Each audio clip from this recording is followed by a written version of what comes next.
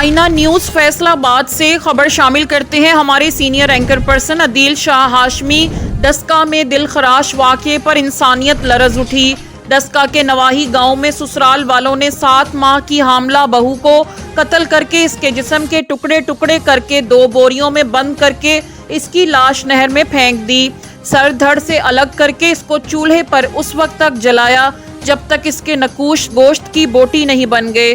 اس کے بعد سر کو الگ مقام پر پھینک دیا تاکہ ملے تو بھی شناخت نہ ہو سکے، اور یہ سب لڑکی کی سگی خالہ ساس نے اور 2 سگی خالہ زاد بہنوں نندوں نے کیا۔